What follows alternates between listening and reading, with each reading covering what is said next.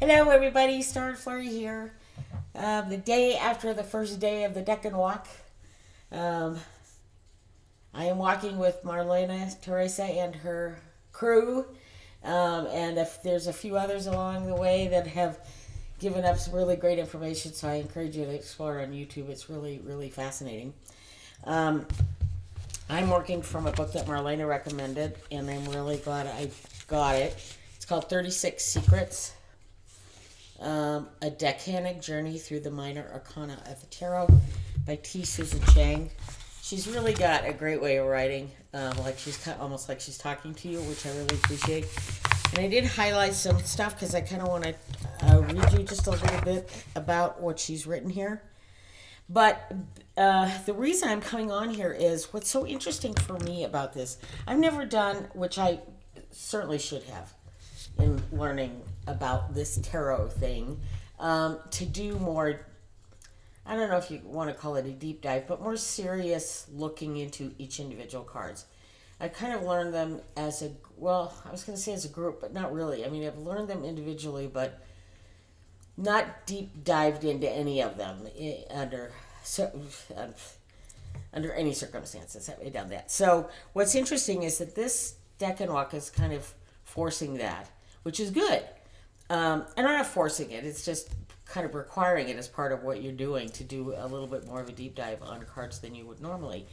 And what I have found so interesting is that decks vary a lot, and interpretations vary a lot, obviously. And so I'm starting to, in a weird way, I'm starting to refer to my kind of fancier decks like my designer decks, my art decks.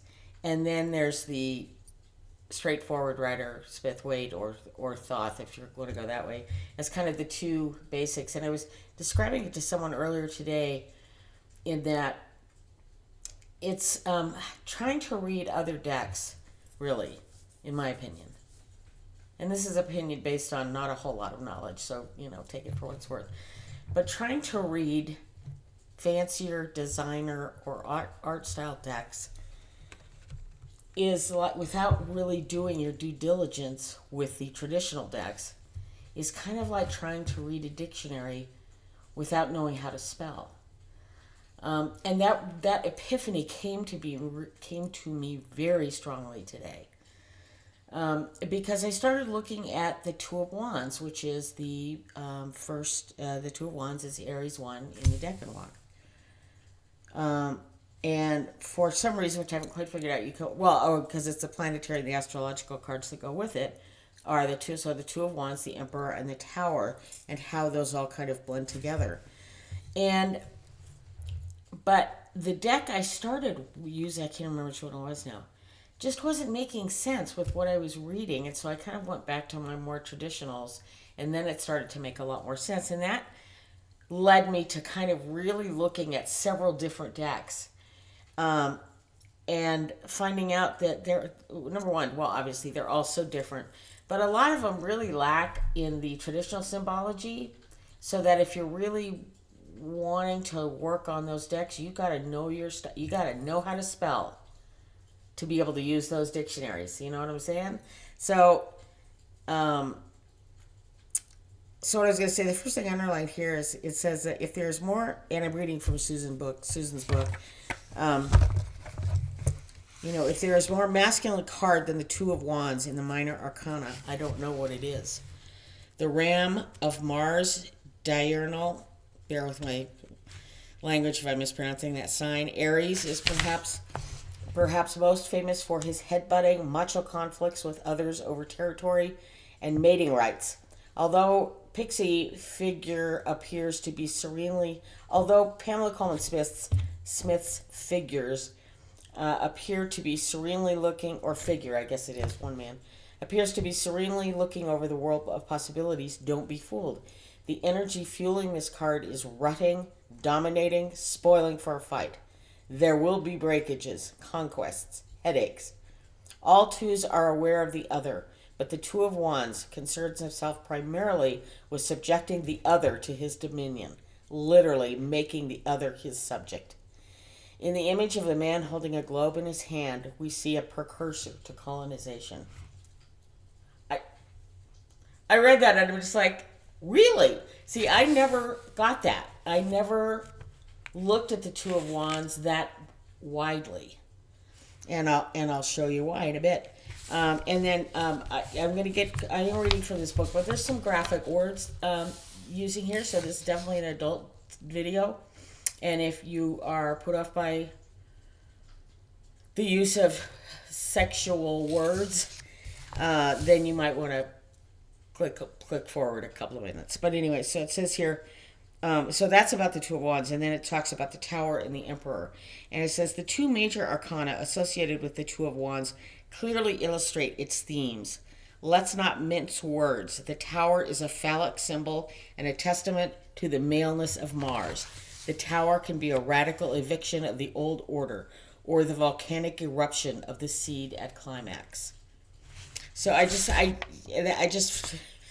that fascinating. And then near the end it says, which kind of sums it up, the takeaway. When you draw the Two of Wands, seize your courage in both hands and strike. If there is ever a time for a bold plan of action, it's now. Steel yourself to the task and remember the longest journey begins with a single decisive step. Old worlds end and new ones begin at the same moment. So I found that fascinating. So I'm trying to think, what was the deck that I worked with first?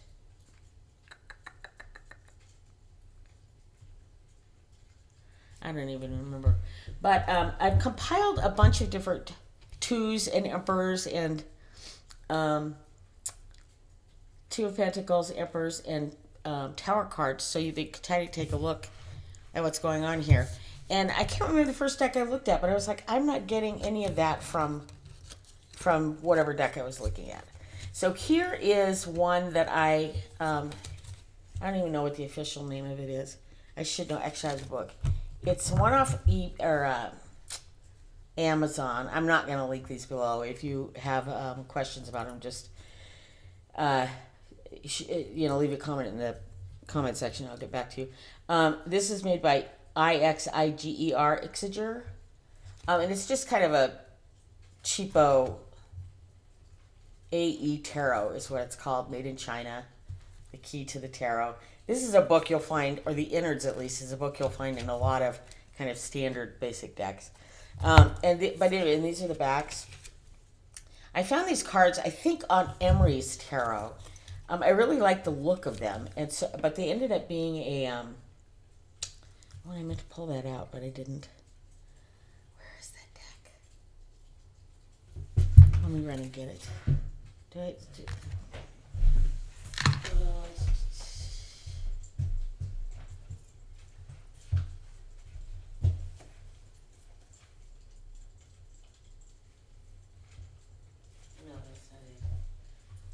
Oh well, anyways, it's basically a reprint of another more popular deck, and I don't know which one that is. But so here's the Tower. I really like the coloring of this, and I like that the borders are kind of thin. Here's the Two of Wands. Notice the brown cloak, but very clear depictions of these cards. Some of the best there are, I think. As opposed to this one, this is the Albino White Tarot deck, where the images, while colorful, totally different color of cape, are muddy, and you can't. I mean, you can. Is it over here? You can kind of see the flowers here, but it's not distinct. You can't tell exactly what they are. Tower looks a bit cartoonish because of the coloring, and the Emperor again, the purple robes. I mean, but still, the pictures are muddy. And then I also I pulled out a kind of a, what do they call them? Kind of beginner decks where they put all sorts of information on the outside and then the traditional card on the inside. But this one was kind of antiqued looking, so you really can't see anything. Like especially like the flowers here, you can't really. You can't tell what they are. They just look technically they look like leaves in pineapples, which I'm pretty sure they are not. Tower, again, kind of messy. Same with the Emperor. You just can't get close enough to the image, and so that's frustrating. I even have a beginner deck that's less muddy than that one, but I mean clearer for sure. A lot of information on here, which is really cool. But again, for anybody who's got vision issues at all, the smaller images just don't do the image justice. Although the information around the card is very helpful. But this one, is just planning, first steps, making decisions, taking risks. That's what this one says. The other card, that was for the 2 of Wands, right? Yeah. So the other cards, same kind of style, but on this one, the 2 of Wands says justice, boldness, dominion, decision, planning, first steps. So not quite, planning first steps, making decisions, taking risks. Okay, so there's that. So then these original cards that I showed you, let's look up the 2 of Wands in here. So it says, this card represents planning for the future. If the Ace is a sign of new beginnings, the 2 symbolizes the first steps. Nothing about dominion, about taking risks. It talks about planning, but that's about it. So, okay.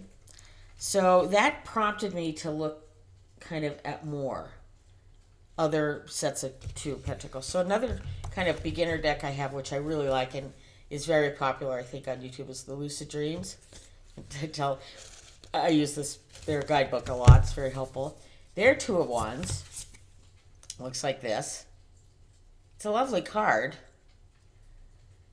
but I was going to go on and on about the Emperor and the Tower, but I think I'm just going to focus on the 2 of Wands because there's just so much to say on it.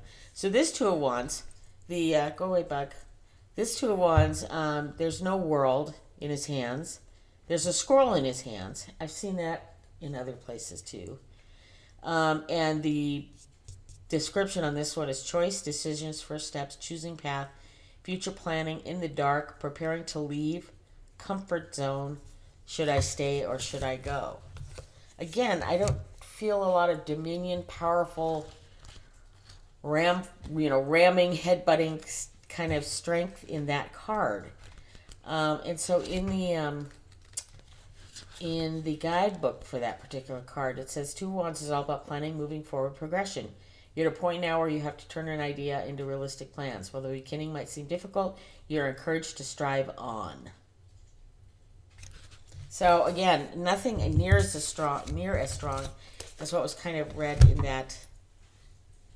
in that book, or I got that feeling. Now, the one that really, for me, departs from the standard is the Anna K. So here we have a really forlorn figure standing in a roadway at a crossroads, right? At a crossroads with all sorts of signs going which direction, what direction, who knows. Two batons in his hand, and a satchel, and he looks really forlorn. And the skies are cloudy. It just doesn't look great. So that sounds depressing to me. Now the other, let's see, the other ones. Let me just compare the skies. This one's kind of got blue skies going on a little bit, and this one. The one I just showed definitely does. Sunny skies. Sunny skies off here again. Okay, so, where's the rods? 9 of rods. 2 of rods. Means a situation in which we feel damned to... Okay, so let me start over. So this is the Anna K guidebook. And it says, the 2 of rods means a situation in which we feel damned to inaction because we have to make a choice between several paths and can't decide. See, I don't feel a lot of dominion and strength and power going into that phrase. The readiness to engage in anything is missing. We feel lethargic, numbed, and at the same time under great pressure, but we just don't have the energy and determination needed to depart on one of our possible paths. On another level, the Two of Rods can mean paying lip service, doing something half-heartedly, and being unable to take a stand. Sometimes an attitude of neutrality, of not choosing, can be appropriate, but if it makes you feel numb, then that surely isn't.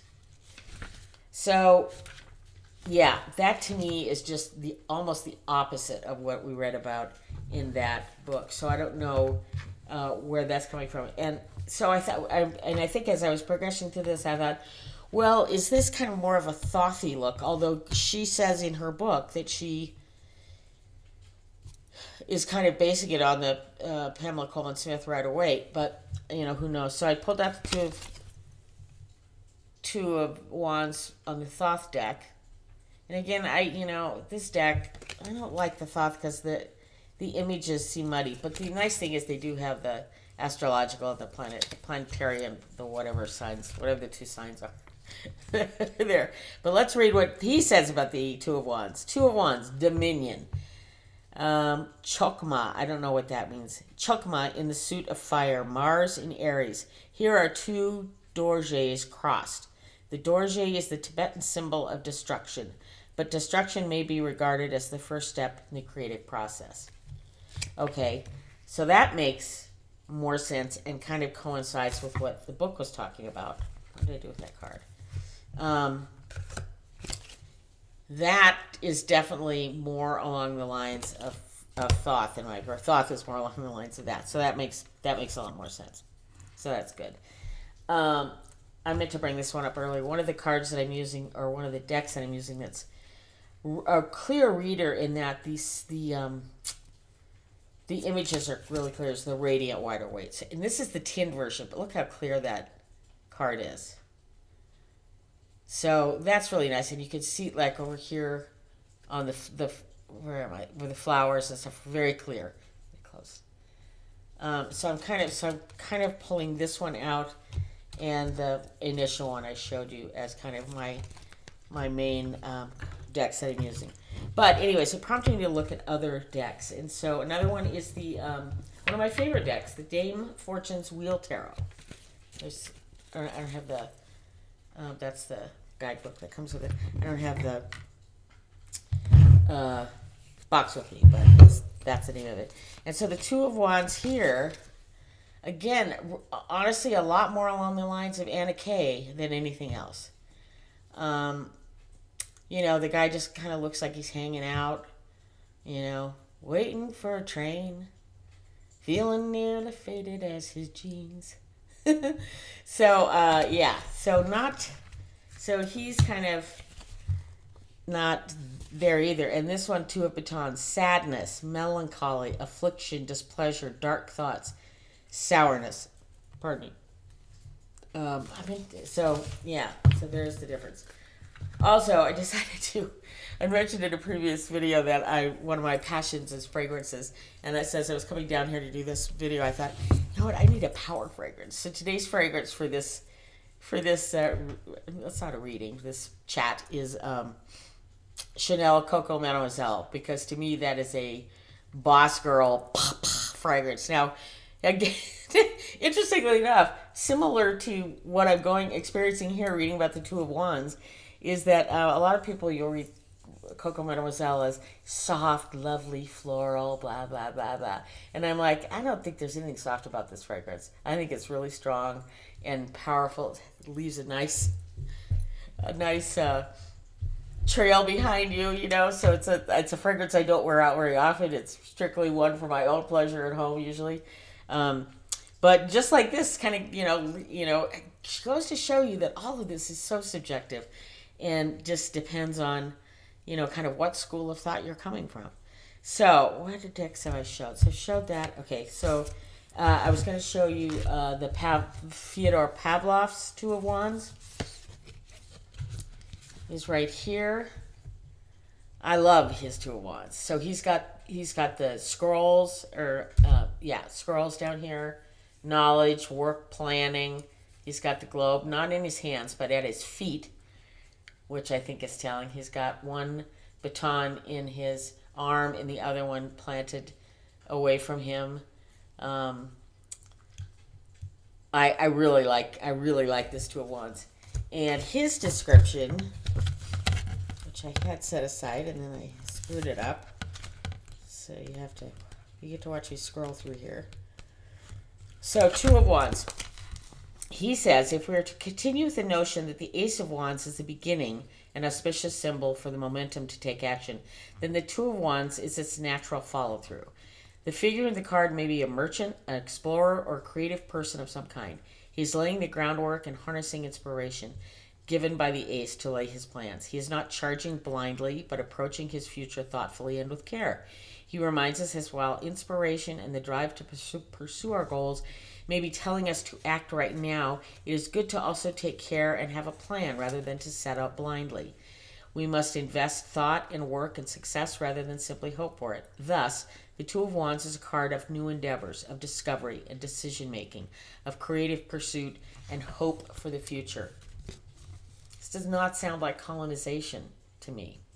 You know, this is a much softer way of looking at the Two of Wands, which has, in many ways, I think, permeated more of the newer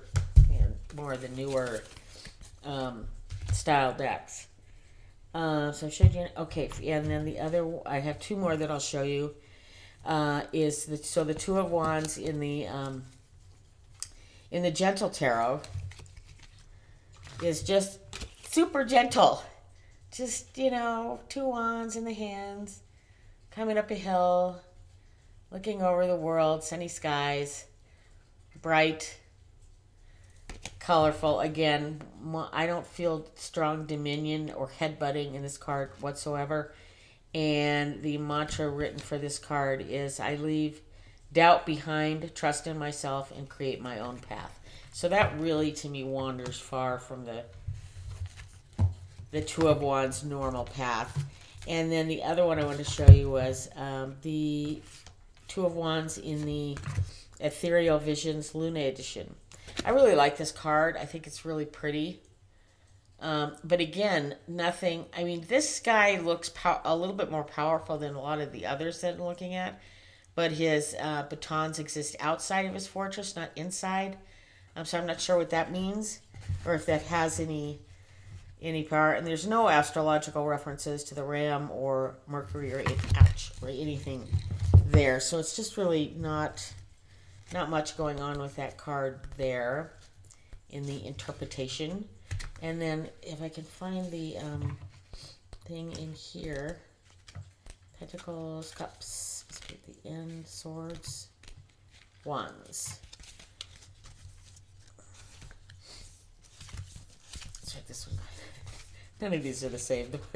Some go backwards, some go forward, some put the quartz at the end, some put the arcana, major arcana at the end.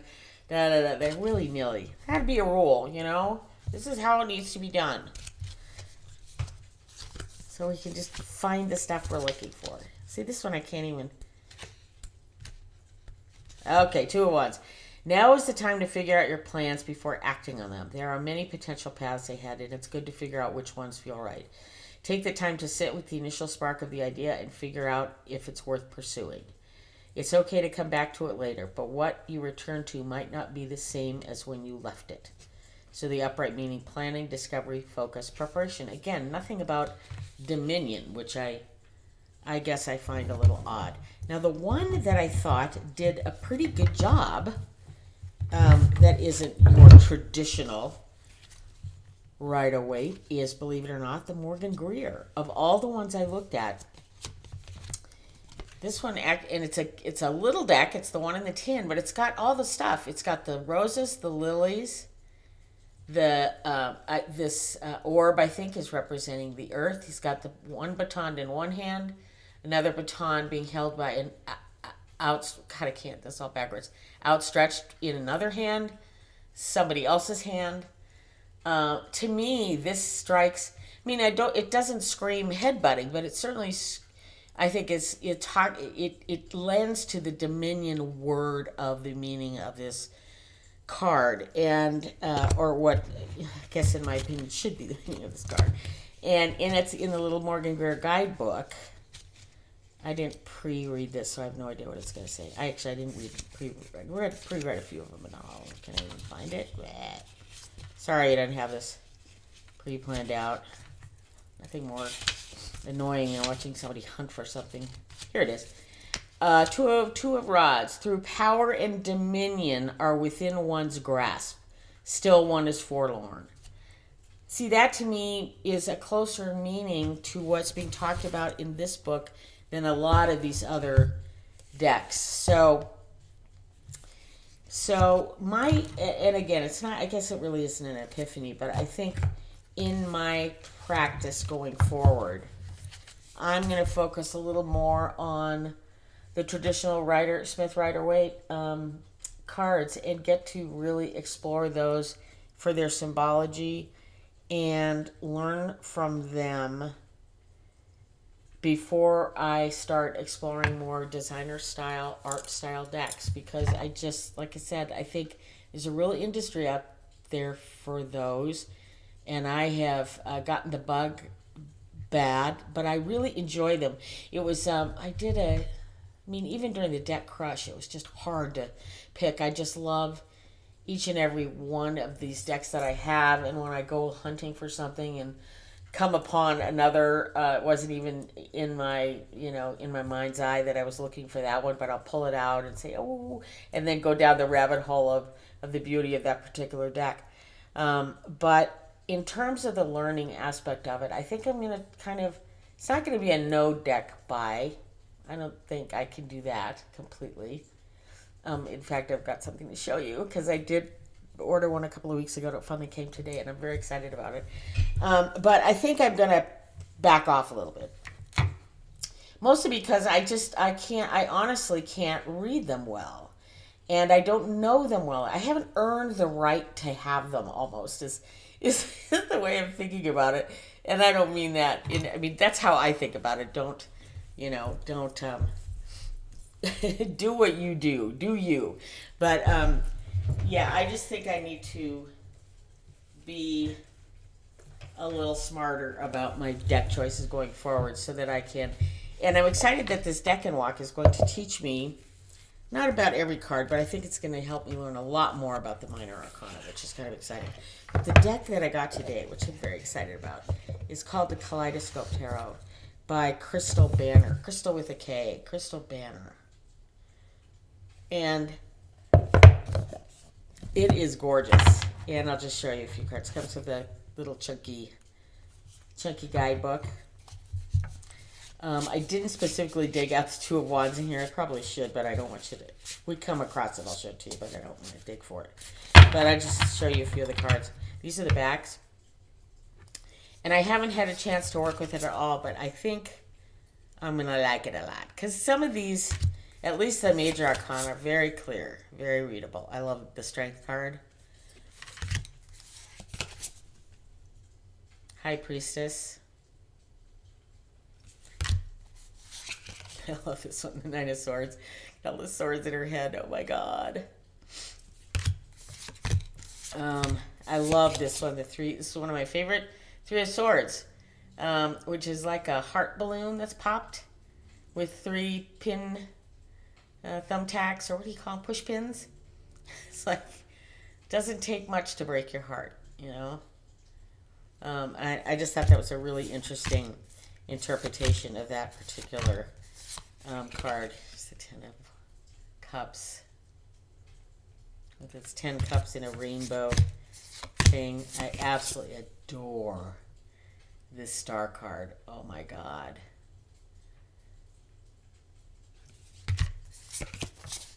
And this is another favorite one of the Pages of Hearts. It's like, Lego, just young, but not stupid.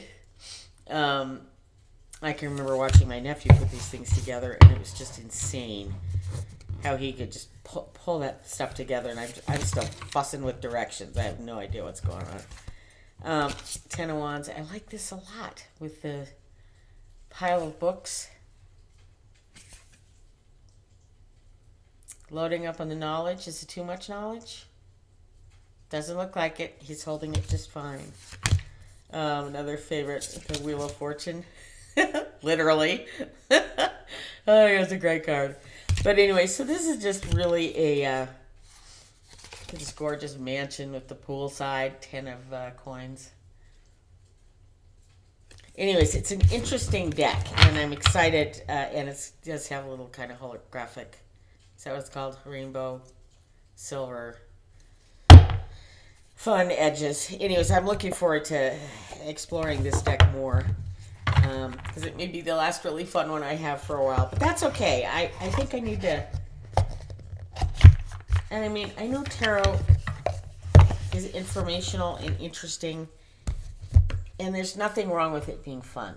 But I think there's also a point at which you need to be able to learn. And when you get so many different images coming in at you, which are supposed to be the same thing, I think it makes it harder to get to wrap your arms around it all. So that's my plan going forward, is to enjoy this deck and walk. Thank you again, Marlena Teresa, for informing me about this and having such a great intro video, and then your first video that came out, was it yesterday or the day before? It kind of walks us through the first part of it. It was really, really helpful. I'm hoping you do more, but I totally understand if life gets in the way of that. But I wish you well, and I thank you as always for all the information and the work you've done on this. So anyways, thanks everybody. That's it from here. Hope you're having a great day and everything is going well. Look for those miracles. They're falling around you every single day. Talk to you later. Bye.